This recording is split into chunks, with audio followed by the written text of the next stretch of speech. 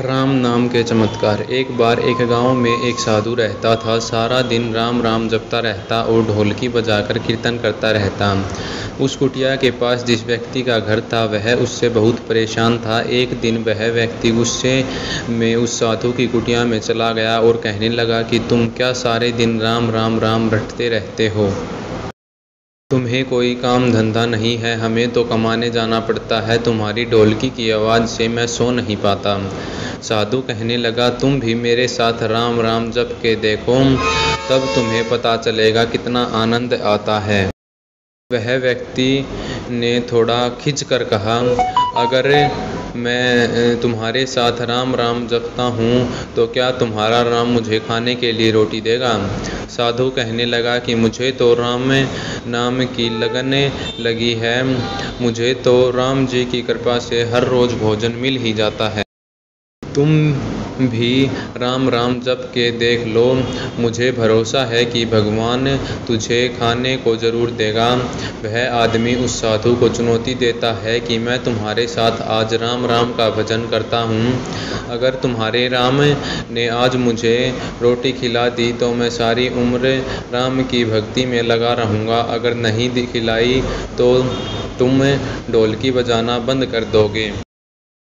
साधु कहता है कि मैंने तो निष्काम भाव से प्रभु राम की भक्ति की है, लेकिन फिर भी मुझे तुम्हारी चुनौती मंजूर है। वह व्यक्ति साधु के साथ बैठकर राम राम का जप करता है और मन में निश्चय करता है कि चाहे कुछ हो जाए मैं आज भोजन नहीं करूँगा। देखता हूँ इसका राम मुझे भोजन कैसे कराता है।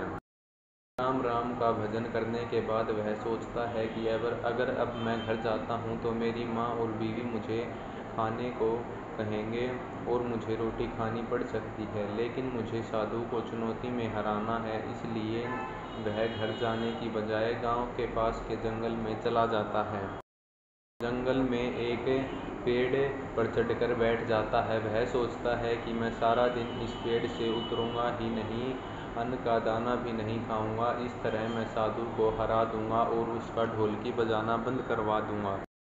कुछ देर बाद उस जंगल से एक बंजारों की टोली गुजरती है। उन्हें भूख लगी होती है तो बंजारों का सरदार कहता है कि आग जलाकर यहीं पर खाना बना लो, अब खाना खाकर ही आगे बढ़ेंगे। खाना बनकर तैयार हो जाता है। बंजारे खाना खाने ही वाले होते हैं कि इतनी देर में बंजारों को सूचना मिलती है कि पीछे से डाकू आ रहे हैं। तो बंजारों का सरदार कहता है कि हमें यहाँ से चले जाना चाहिए, डाकू हमारा सब कुछ लूट सकते हैं। वे बंजारे खाना वहीं पर छोड़कर चले जाते हैं।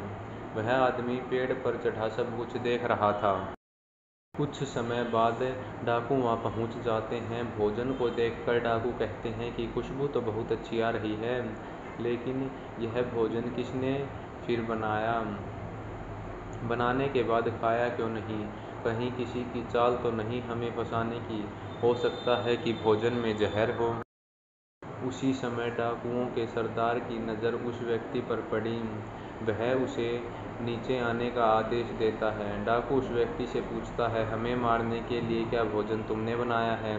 वह बेचारा मिन्नतें करता रहता है कि मैंने यह भोजन नहीं बनाया, इसमें जहर नहीं है। यह भोजन बंजारों ने बनाया है। आपके आने की खबर सुनकर वह यहाँ से भाग गए, लेकिन डाकुओं के आगे उसकी एक नहीं चलती। डाकू ने उससे कहा कि अब तुम्हें यह भोजन खा कर दिखाना पड़ेगा, क्योंकि हमें लगता है कि तुमने ही भोजन बनाया है और इसमें जहर मिलाया है।